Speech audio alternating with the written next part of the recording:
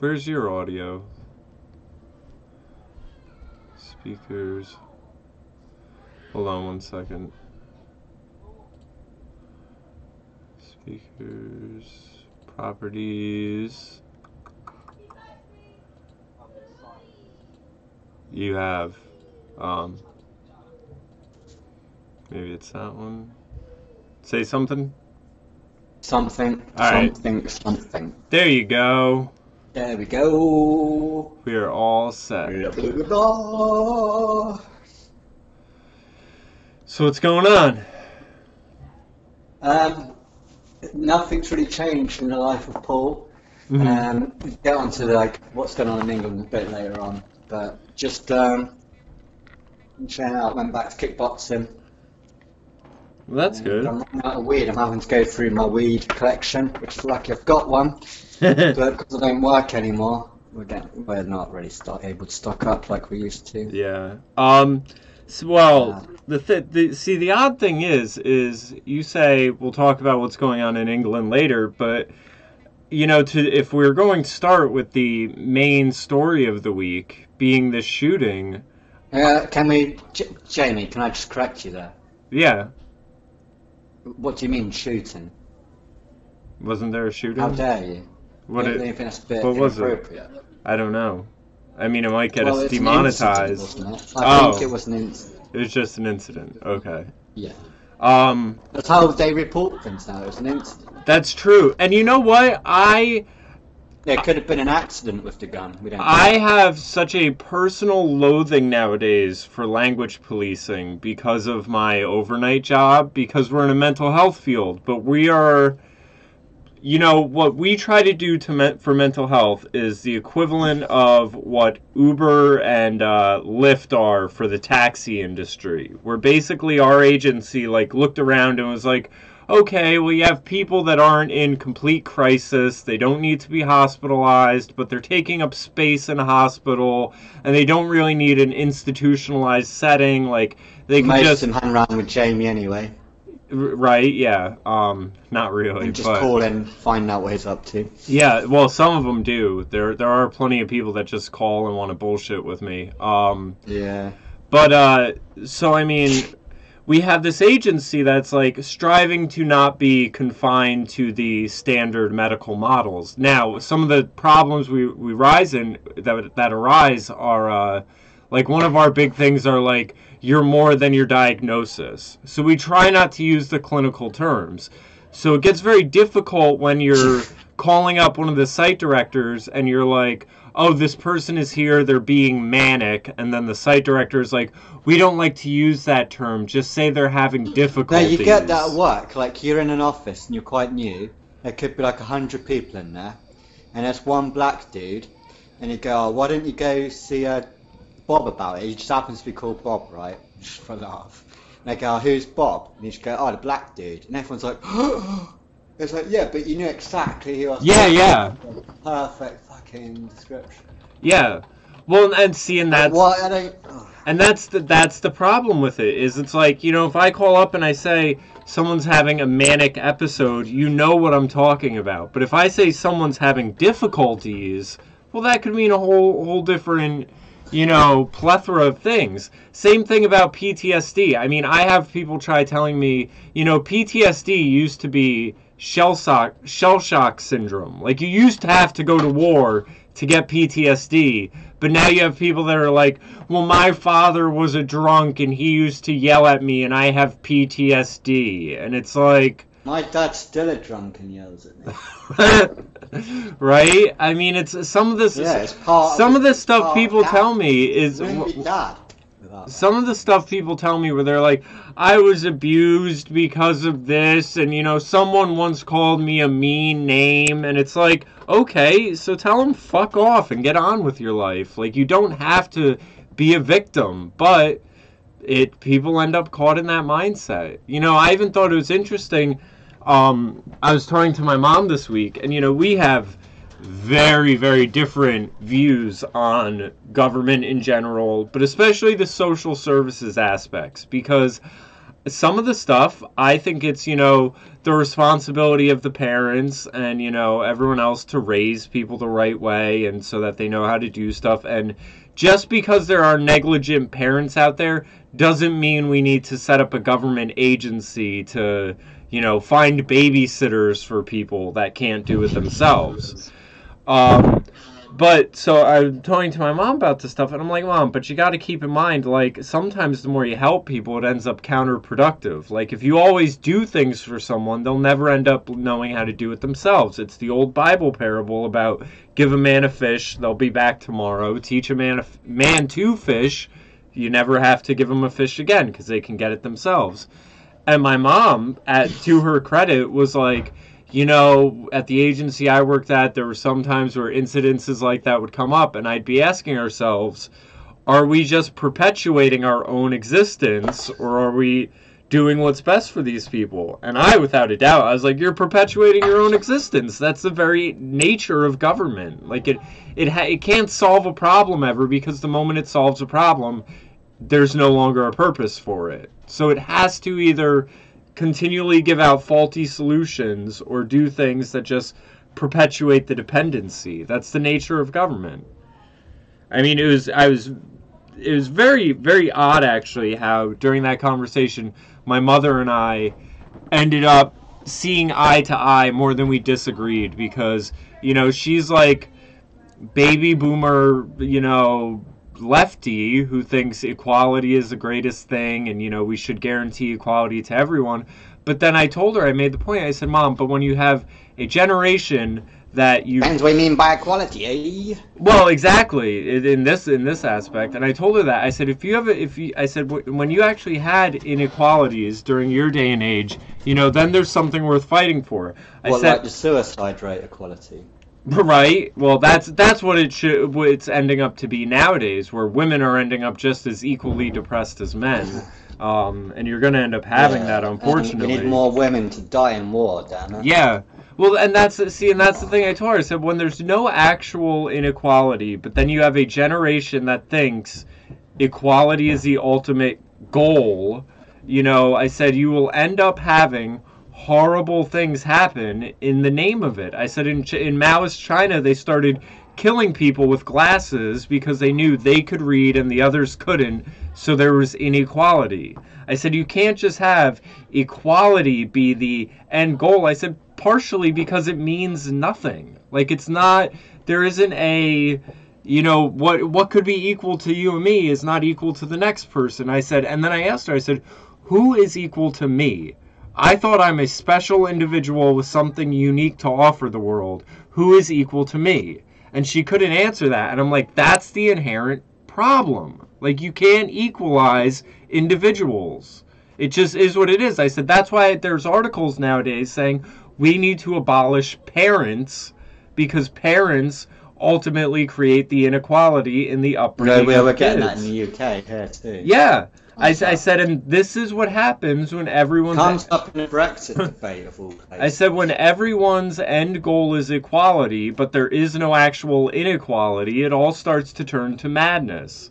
I said, and this is why, society is going to collapse, and at this point, sadly, it's inevitable. Like, I wish it wouldn't happen, but it's why it is. I said, and it's why I consider myself a conservative, because I'm trying to conserve the few things that could hold society together. Like, say... Like what, Jamie? Man and woman being man and woman, for one. Like, penis equals boy, vagina means lady. Like, but instead we have these cross-dressers running around being like, it's ma'am! And it's like, alright. I do have a soft spot for them, though. They're kind of funny. Well, the entertainment value is golden. We've got a couple in Southampton where they're very manly. They dress in these dresses. They don't like the looks. And it's like, you look like a dude. Yeah. Still. Like, we're helping you out by looking at you weird. Well, you know what I thought was interesting? I was talking to a friend of mine about it, and they pointed out, they said, I noticed I'm seeing a lot more trans people on TV and stuff like that, but they said I've also noticed that it's... Shell? Well... Packing something. No, but it's... she's a part of it. They said, I noticed, though, it's 99% male to female transgenders. Like, you don't see a real representation of females that have converted to but you do get pretty butch lesbians that dress like... But like in London, they dress like the Cockneys with the skinhead and stuff, and Sherman shirts. Well, you know, and that's the funny thing, but the too. thing is, that's a very yobbish, do you want to fight? It's like a firm. Do you know what a firm is in England? No. Join a firm. Like a Firm's gang? like a football club, like a proper, but for violence. So you'd be in a firm, and you'd go, look at your firm. They look like that. It's that image, and you think, what? I didn't get that. Well, you know what's interesting about that? I remember Jordan Peterson at one point am I allowed to beat the shit out of a woman in that scenario? Jordan Peterson, to his credit, at one point, you know, in going through these Canadian trans laws when he first started getting his notoriety, he said... What do we mean by trans, eh? He said, you know, in the law, it basically declares that your gender expression is just fashion. Like, it's just what you're wearing, how you present yourself. And the interesting thing... Let's look in a science journal. Let's look in a medical journal. Well, the interesting thing that Brett and I noticed, like how you're saying about them having the certain haircuts and things like that, Brett and I noticed with all this weird gender stuff going on, that it's very much like when we were in bands and there was like this scene in my local area. And it's like I was in a band where my guitar player looked more metal, I looked more emo, Brett looked more hardcore, our drummer looked more nu metal, and it was all images that are associated with different forms of heavy music, whether it be the jean tightness or the hairstyles or whatever. But you could tell, even though we were all in a band together, who listened to what style of music. And this gender stuff is like that too, where it's like, you know, like all the... But it's even the same with me. Like, I go through phases too, where I like have a complete hippie long hair, and, you know, and then I look pretty business-like. So I mean, it's not really any different. But someone shouldn't be able to be like, based off your hairstyle, your jeans, and all that, being like, oh well, Paul identifies as a heterosexual Jewish male. You know, with these people though, like, every trans person that's come to my job, every girl that identifies as a guy has the same haircut. Like, it's I can't think it's coincidence, especially not when I go on YouTube and also see ways you identifying as a guy, because just leaving a flat in a mess isn't enough. Well, and that's the interesting thing with some of them, because some of them are so innately female, like so feminine in their feelings and how they act, and you know their need to socialize, and it's like there's not a masculine aspect to them at all. Like I even joked with my mom. I said, Mom, you know, I'm not saying this as any sort of offense to you in any way. I said, but as far as a comparative masculine to feminine, I said, you're more masculine than every girl that's identified as a guy that's come to my job. And I base that off of, if there was something that broke in the house, my mom would be the first one to be like, get the hammer and nails, we're going to fix this. All of these girls that identify as guys would try to find a guy to fix the problem for them. In England, I mean, I know the weather's pretty shit, but even when it's like really good summer, women just don't wear dresses at all. Like, it's so rare. Yeah. Yeah, a woman in a dress. They just all wear jeans. Like, a lot of them are... It's kind of sad. Like, I do like seeing a woman in a dress. Yeah. Now, don't, like, obviously you do it on a Saturday night, but that's not the kind of dress I'm talking about. Like, sort of like every day. Yeah, you're talking about, like, it's a nice day going out in a sundress or something like that. Yeah. Like, yeah. To me, that's, like, the biggest turn on for a woman, is just to wear stuff like that. But all women just wear the same as guys, just jeans and a jumper. It's like, what the fuck? Even, like, really hot women, it makes them, like, unhot now. Yeah. Because it's like... Well, you know, and according to the gender rules set upon society by these sociologists, you know, them wearing pants could make them a man. You know, that's all it boils down to, is these social stereotypes of women wear dresses, men wear pants, and, you know, Like, it's so very funny, even. I was watching one of these protests where they were like, we need to destroy gender norms. And it's like, wait, if gender is a social construct, then your whole idea that someone can transition from one to the other is based upon the gender norms. Right, yeah, it's like, you're too dumb to realize this is a self-defeating... Yeah, if all genders are equal, what's the point in changing? Yeah. Well, and I'll tell you, they're not all equal, because like when I go back to kickbox, I haven't done any exercise in like 8 months. I'm a pussy. Some woman's got a fight coming up, doesn't matter who it is. Can't use her leg, because it's fucked. So she's like, oh, do you want to do 3 rounds of boxing? It's like, yeah, alright. And she's like, I haven't been in the ring for like I wouldn't go in the ring anyway. I mean, yeah, she hit me like loads, but I wasn't like fighting back at all for the first 2 rounds, just like laughing and stuff. And then at the 3rd round, I started hitting her back. And it just goes to prove the point that there is a giant difference between men and women, man. Yeah. This is like a pro as well. Like, I'm probably the weakest guy you can stick in there. So I know it's called, I don't know if I'm making a good point, but yeah, it kind of gets in the women's fights that they can take on guys. It's like, you're insane. Yeah. Yeah, it really is. Take your punches all day. Yeah, well, and that's part of why, when Ronda Rousey was at the top of the UFC. Face, like, what are you doing? It's like, what do you think I'm doing? Yeah. Bitch. It's like, I thought this is what you wanted. He's like, I want to stop now. It's like, alright.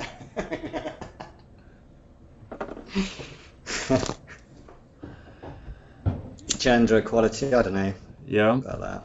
So, the shooting, the incident. No, Jamie. The incident.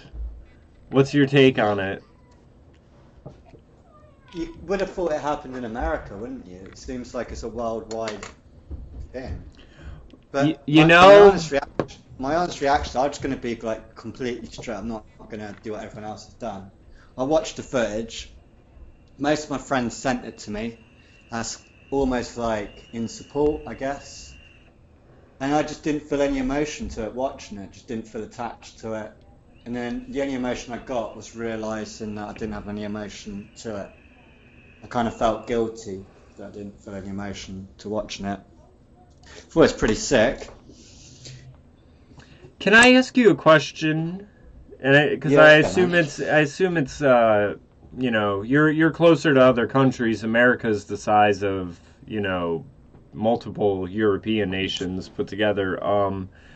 Do you feel a common bond with, say, the people of Italy over being white, or do you feel more of the Brits are with the Brits, the Italians are with the Italians type? There's no connection between Brits and Italians. Okay. And that's kind of what I thought. We've got more of a connection to America, but yeah, I could definitely see that. And that was one of the things that I thought was so weird. And if you saying you felt no connection to it, it's kind of what brought me to that point. That's why we like Italians. Like I'd say in England, we admire Italians. And the reason why we admire Italians is because it's the only place where Italians are still Italians. Like the Ferrari, the smoking. Yeah. Italian men are typical Italian men. They're keeping it going. And it's like they're the only place in Europe that've got their own identity, where like the Italians are the Italians. Does that make sense? Like Ferrari. Yeah. The thing there were a handful of things that really stood out to me about this, and the first one was your predictions that things are going to get ugly. Something violent is going to happen. I said there would be a terror attack on that day. Yeah.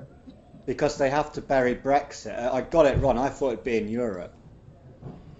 Yeah, but here's the thing. The manifesto negates the need for that.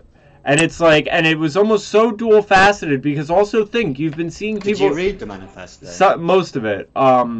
You've been seeing people like Milo and Stefan Molyneux say, Australia is the last hope, it's the last bastion of Western culture being preserved, this, and that.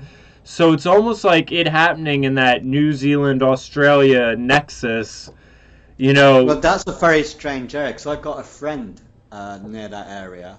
Uh-huh. And he said that there were drills going down. Not surprising. The weird thing is remember Christchurch got hit by that earthquake, and the Prime Minister it's not me saying that, the Prime Minister said it twice, that it's man-made. Had that man-made earthquake controversy. But the other thing is when that Florida shooting happened, the kids went to Christchurch, didn't they, to plant trees, which I thought was a bit weird.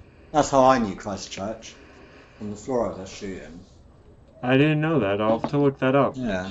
Yeah, no, you don't need to look it up. Like, they plant trees or some shit. Yeah. I thought that was weird. So is it a globalist kind of church where they have different parishes, like, in different countries, or did the kids go to New Zealand? Didn't really pay attention. I just remember them going there to plant trees. I don't really follow the story. Maybe I should have done. Well, I mean, I know, a lot of these churches have global, like Jehovah's Witnesses are all over the planet and stuff like that. So, I mean, it very well could be.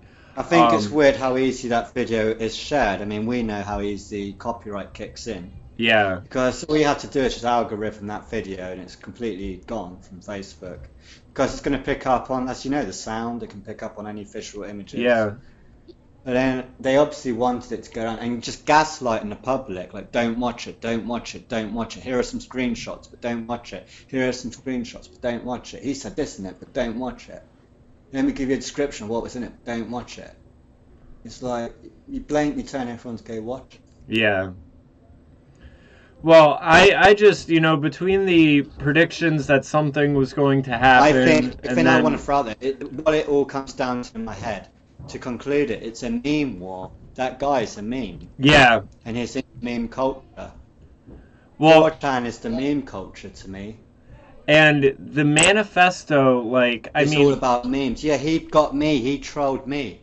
And that's when I figured it out. Because he was going on about Big Connect! Big Connect! So I fell for that and I was thinking, if it's a BitConnect millionaire, there can only be like one or two of them in Australia.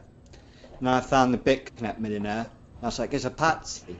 Because his wife went missing because of all that money. He's obviously going to be on government radar because it's big. I mean, that is hefty criminal activity. But so yeah, he trolled me because BitConnect is a meme, isn't it? I made all my money on BitConnect. It's like, okay, he's trolled. And he trolled me. So I labelled it as someone else. I was like, it must be this guy because he looks similar, and he's in BitConnect, And I was so obviously I got trolled, and yeah, so I just think he's just a complete troll artist. He's still trolling now. Well, I don't know. With the manifesto, I think it's a psyop. Like, the guy himself, was he a patsy? Was it him or someone else? That sounds a lot like Helter Skelter. Well, yeah, and that's the thing where it's like, I look at it ultimately as... If you compared it to the other two manifestos and see if they're similar. But you want to compare it to the Bolsheviks. What's that guy who shot up the... Breivik? Yeah, you want to check it. Can you pull up his manifesto and just have a glance, just see if it is similar? What was the other one? There was another guy that did something similar. The guy, it was Italian mobster who shot up Muslims. He was the same group. Do one at a time. So you can get the manifesto of that guy, then we'll try and find that Italian. I'm pretty sure it was Italy. The shooter was, I can't 100% confirm, but I can 90% confirm, he was quite deep within the local Masonic lodges. He even talks about the Knights Templar, doesn't he? Getting a blessing from the Knights Templar. Did you read that in there? Well, actually, I just saw a headline when I was searching for the Breivik manifesto where it says, Brenton Tarrant, Andrew Breivik, and Reborn Knights Templar. You don't know if it's just influenced by that or if there is actually a genuine lead, but that should be at least a police investigation because that is a dot being connected. Yeah. But it'd be interesting to see how close the manifestos are, like their wording, their subjects, their logos. He made that Masonic logo, didn't he? Look Masonic. See, but that's what when I first saw that. It's actually a Masonic lodge. See, but when I first saw that logo, that's what told me this is a black op. It's a psyop. This is not a actual. It's not necessarily a psyop. Like, he probably is a genuine wind-up toy. Yeah. But I think even Vox Day said, he said if you carefully read the manifesto, it seems like it's written by multiple people. Like, it doesn't seem completely coherent. Even, what the fuck? Andrew Breivik's manifesto is 1,515 pages? Yeah, I'm not buying that. Why wouldn't these people just publish books like that? I'm published bushes. What am I talking about? I mean, who? Where did you get those kind of military guns from as well? Yeah, yeah. People are saying that. Well, and here's the other thing, and you know, people are trying to argue with me on this, and it's so aggravating because I keep saying you can't have the mental coherence to write out a manifesto like this with a coherent ideology. Like, and people are attacking Sargon for saying that. There is a coherent ideology in this. Yeah, you can't call it mental, yeah. Yeah, is it good, is it bad? That can be debated. But there is a coherent ideology. There's logic, there is sense. So how do you take this coherent ideology and then that translates to these actions that then turn out to be completely counterproductive to the coherent ideology? Like that, and people are saying, well, you can't rationalize, he's insane, he's crazy, and I'm like, no, the manifesto proves he isn't. Like I mean, the fact he drove there coherently, he managed to pinpoint. Yeah, he was coherent. Like, this is all very. He wasn't ranting and raving like a mad dude. Yeah, completely. Exactly, and that's the problem where you have these headlines saying the manifesto is the ramblings of a madman, and it's like but it isn't. There is truth in there, and there's points, and I mean some of the stuff is like sourced and all sorts of stuff, and I can't put two and two together where someone is taking the time of day to put together this coherent case for these issues and grievances, and then saying, well, shooting up a handful of Muslims is the action that should be taken from this coherent manifesto. Like, it just doesn't match up. But then when you look at it from the angle of all right, now that this has happened, who's the beneficiary of the actions? Well, it's all his opposition. Nothing about what he did is going to help his cause. It only hurts it. Huh?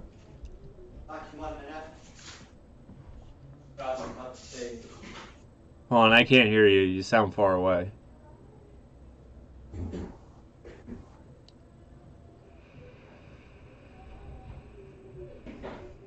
Yeah, I'm back. I was just grabbing another cup of tea.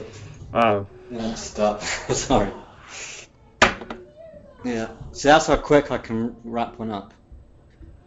But, I mean, yeah, even looking at this Breivik manifesto, I mean, this thing is... I mean, it could be a published paper that college students have to write dissertations on. Like, it's very thought out, very well cited, very, It's telling his real name, like, if the authorities said, like, that's... The other thing that was weird, even my mum said, this is fucking weird. My mum didn't really want to talk about it. She just said, what happened to the other 3 people they arrested? They just, nothing to do with it. I didn't know they arrested 3 other people. Exactly. Yeah, it wasn't just that mosque, it was coordinated. Someone else was meant to do another mosque. And then one of the Muslims had a gun. So they started shooting back, so the shooters got the fuck out of there and got arrested. And then the news story changed that the Muslim didn't have a gun.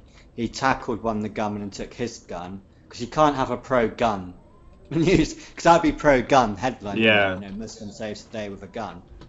So yeah, another mosque got hit, but some Muslim apparently stole their gun, but originally it was his own gun. Fired back and they got the fuck out of there, and then they got arrested. Well, you can see the arrests as well. They're in military gear. Well, and the other thing, well, and that's almost like Sandy Hook. They haven't got anything to do with it. Yeah, they let him go. Nothing to do with it, apparently. What? Yeah, go in there and find that story about the Muslim that fired back. Well, that story I've seen. The story kept changing about how why he had a gun. That's the other thing in New Zealand, is guns. To have guns like that, I don't think you can, but even to have a gun license, he was part of a gun club, but to have guns, you've got to have a gun safe. You can't just lock them, it's got to be like this specific gun safe that's built into the house. Apparently he was renting his house. So did he go to his landlord and go, oh, when I rent, I need somewhere that's got like a gun safe deposit box? So... Yeah, the whole thing is very, very fishy. His gun club reported him as well to the authorities. And, like, even in the manifesto itself, where, like, you know, here are my thoughts on Trump. Let me name drop PewDiePie. Let me do this. And it's like, again, who does that benefit? Well, it benefits the mainstream media and everyone he's identified as enemies to then attach them to this guy's negative actions. Like see, but here's the thing. If I were to, you know, again, the with Operation Northwoods, the idea was to hit up soft targets so that you can blame your political enemies. So, you know, it's like you could shoot up a school and say some jihadi did it, you know, we have to go out after radical Islam. In this case, you have this one guy do this shooting, but because of the manifesto, name dropping this and that and everything, Jamie, what? It was an incident. The incident. It allows the media. It allows the media, which was running out of steam. It basically throws fuel onto that fire for them to then continue attacks on Trump, PewDiePie, gun laws, Islamophobia, like everything the media loves to go full bore against. That's the thing, you would have thought it happened in America. That's the thing. It seems to be this worldwide event. It's like it's not. Like everyone in America, it's affecting American politics. He was more obsessed with American politics than Australian politics. Yeah. And that's the thing, it's this worldwide response now. But I don't see, like, I'm not downplaying it, but I don't see any response to... God knows how many Christian churches got completely annihilated this week. Right. In the same fashion, but you're not getting the same, you know... So I understand it's the worldwide event and everyone mourning. Like, I don't know anyone in England that's mourning. Like, I'm not saying I agree with it, encourage it, I'm just saying it doesn't have any effect. Like, I didn't know anyone there. It's like, it's literally the other side of the world. New Zealand, for fuck's sake. Well, and that's the thing where it's like I'm not being harsh to New Zealand, but it's literally the other side. And that was the thing that's really bothered me throughout the whole thing is where it's like... You think it happened in England, though? Or in your case, you'd think it happened in America? Well, and that's because America is basically such a global leader that everything that happens here kind of does have global implications. But the thing that's really bothered me is that, you know, it's when you're looking at things in the context of globalism versus nationalism, and that's where a lot of the issues he talked about arise from. The loss of nationalism and the return and this, you know, push for globalism. But it's like... The manifesto makes this a globalist issue. Him talking about the declining birth rates of Europe from New Zealand or Australia is him making it a globalist context. And then there is a globalist reaction. Like, it all plays into the globalist side. Like, there isn't a shred of any of this that I can look at and with people's, you know, with this manifesto outlining this guy's supposed motives, there isn't any other aspect of it that aligns with the motives. Like, and that's the problem, where it's like, I can't put myself into that cognitive dissonance. I can't say, well, he was just crazy, that's why it doesn't make sense, because it's not supposed to make sense. We do know what the motive is. You know exactly what the motive is, because You're going to get a gun debate going on in New Zealand for a start. All the MPs are now going to have armed security. They're going to be like, fuck this, guys. We're all going to have armed security everywhere we go now. And all events are going to need armed security. Government's going to be the answer. More government. And there's going to be a rising copycat. I think it's going to... People are going to watch that. There's going to be a few copycats from that. Because we know it produces copycat. That's the whole... That's why they tell you never to show the guy's face, never read the manifesto. Yeah. Just bury it, because... You're going to get some revenge attack as well. Someone's going to want to get one back. I just can't... I can't add it up where it makes sense, though, between all the pieces. The cops seemed pretty cool arresting him. They didn't seem to... They seemed cool with him in the court as well, like they're laughing with him and joking a bit with him. And they don't, like, that's probably I'm like exaggerating, but they don't like seem bothered about it. They seem alright with him. A bit weird.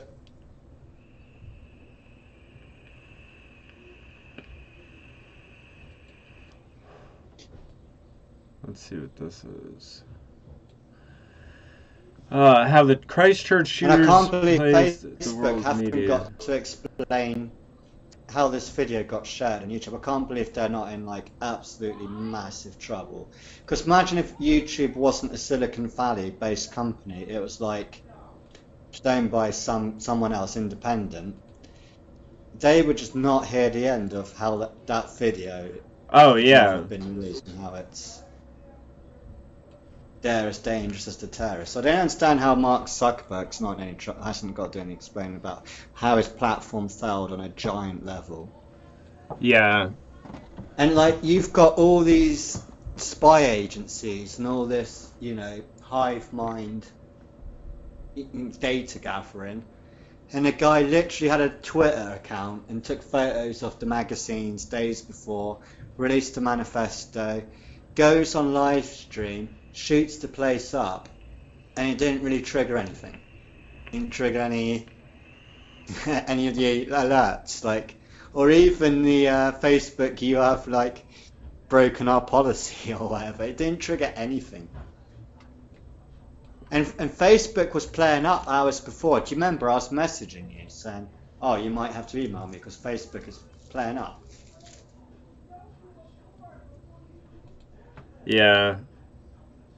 Yeah, I just don't understand how that video managed to spread so wide and fast so quick on your normal platforms.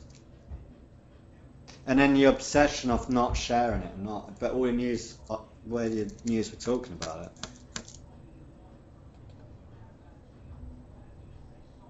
Yeah, I think it, like, obviously people were shot up in that place, but it did look like it was a kind of a drill gone live. Like maybe the mosque were expecting a shooting drill. That's what it looked like to me. It looked like it was a drill. The mosque were expecting that drill, and then they realised, oh fuck, this ain't no drill. And that's what I reckon happened in my heart of hearts. I reckon the mosque, I know it sounds harsh, I reckon the mosque was kind of in on it. There was going to be this drill. Because he walks in and past those other three people, and no one like bats an eyelid. There's guys coming in with his machine gun. Yeah. And you just think, oh, maybe. And just the way the bodies piled and no one fought back. In some ways, I thought, why are the bodies already dead? Because it's not shooting people, it's shooting bodies just lying there. None of them are moving, no one's screaming. One guy sort of semi-challenges him. You think, why didn't they all just like flood him? I don't understand this burying in a corner. I can understand one or two people doing that, but like 40 of them just hurled in the corner. Can't picture that. Something, I don't know if that's why I didn't feel any emotion to the video. Part of me was, is it because something isn't adding up in the video and I don't really believe it? Is that why I don't? Is there any chance am I being hard? Like the bodies were already dead, they're already cold.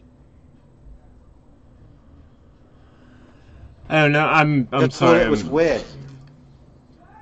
I was just gonna say, I'm sorry, I'm reading this New York Times or a New York Magazine thing where it's going through parts of the manifesto and it says, asking himself whether or not he was driven to violence by popular media, the shooter sarcastically writes, "Yes, Spyro the Dragon 3 taught me that ethno-nationalism. Fortnite trained me to be a killer and to floss on the corpses of my enemies." And they're talking about, but like, hang on, did you listen to what I just said there? no, that's what I was just saying. I didn't hear it because I was reading. Now hang on, because I'm not going to go for it because it's quite important. You're saying you thought the bodies were already cold? Yeah. That's my initial thought. It's like, right, first when I said, right, I'll go through the whole thing again. I thought it was weird that all the bodies were just in a corner, huddled up. Yeah. No one really put up a fight, no one screams, no one throws anything at him. He just walks in loads, walks back out loads, doesn't check any of his points. So how do you... Is there any chance the bodies were already dead and just dumped there and he just went in and shot dead bodies? That's what it looks like. I don't know if that's why I don't feel any emotion to it. If it's something part of me is watching it and just not believing it. And I think it was a drill, is what I'm saying. I think the mosque was in on it. There was some kind of drill and it went live. Because they don't seem bothered. He walks past those 3 people at the gate. This guy walking in military gear into a mosque. And they don't seem bothered.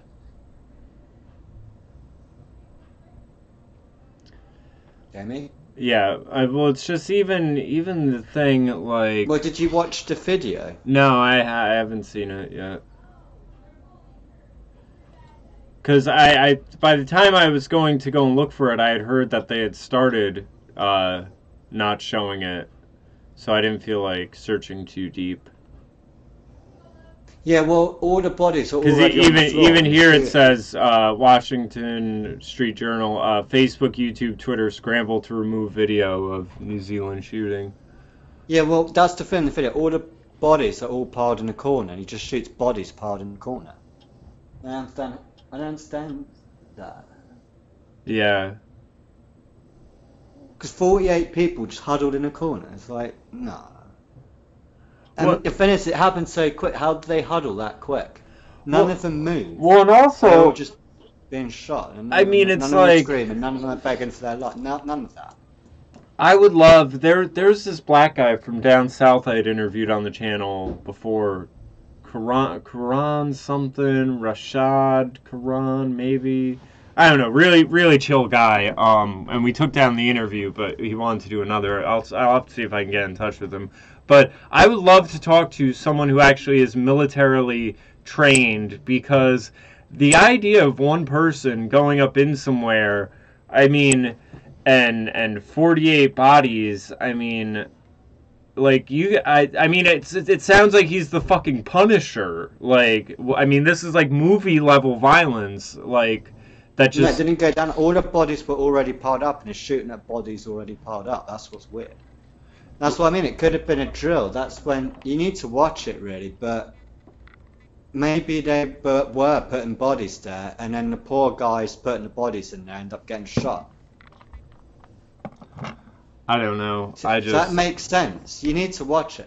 Yeah, Do you want me to find it for you? Well, I'm not gonna watch it while the video's going, because then they're gonna take this down. Well, I'll describe it. That's what happens. He walks in. He shoots one guy. He pulls up to a mosque and gets out and pulls his guns out. There's 2-3 people right by the gate.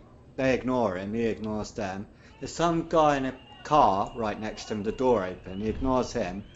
And then there's a guy, he kind of greets him at the mosque door, and he just fires loads of bullets at him. Then someone else runs and he shoots them. And there's this main prayer room where he goes in, and all the bodies are piled in a corner. He just shoots them. No one screams, no one runs at him, no one tries to escape, really. There's only like 3 people that try and escape. And you wonder if those 3 people were the guys putting the bodies there in the first place. It just looks like the bodies were piled up there, ready. I know it sounds sick of me to say, but that's what the video looks like. I don't know why I feel like I should apologise, but that's what it looks like. I find it hard to believe that those bodies were alive when he was shooting them. Yeah. There's no screaming, there's no begging. The bodies don't even move. They don't even try and move out the way of the bullet. They're just all huddled there. And that's not how it goes down.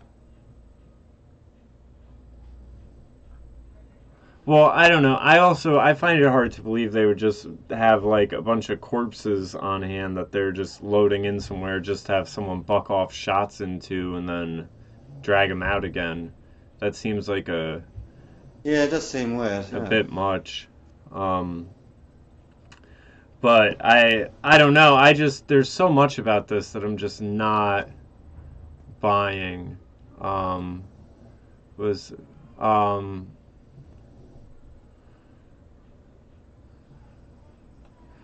Someone tweeted, "This is a ridiculously stupid tweet. Any sentient person would know that if a Muslim terrorist killed 49 Christians in church in New Zealand, it would be the biggest news story in the world." Dinesh D'Souza says, "Muslim terrorists kill Christians in churches in Middle East and Africa, and it's manifestly not the biggest news in the world. What you pompously insist is obvious to any sentient person is not obvious at all." That's definitely true. You know what bothers me about the right wing some of the times? And this is one of the points Gavin McGinnis makes. You have Donald Trump Jr. saying, and it's not like what he's saying isn't true. It's the courtesy factor. It's this whole we have to be the bigger people thing, where it's sickening to see people blame at Chelsea Clinton for the New Zealand attacks because she spoke out against anti-Semitism. We should all be condemning anti-Semitism and all forms of hate. Chelsea should be praised for speaking up. Anyone who doesn't understand this is part of the problem. Now, let's just say someone came up to Donald Trump Jr. and said, "Hey, Don, your rhetoric and what things you have said are part of the reason why this guy in New Zealand chose to act the way he did and everything like that." Do you think Chelsea Clinton would be speaking up for Donald Trump Jr.? No. Not at all. So I don't understand why people The other thing with live streaming it is if he hadn't have live streamed it, everyone would be saying false flag, crisis actors. So you kind of think like the deep state have gone, right, we need to live stream it this time. So there's no doubt it happened. Yeah. Well, I mean, but part of that too is, going to be a trend now. I can see this becoming a trend in 2019. 2019 is going to be the year of the live streaming murder film. Yeah. Enough live streaming. Well, my prediction wasn't that far away. I mean, I said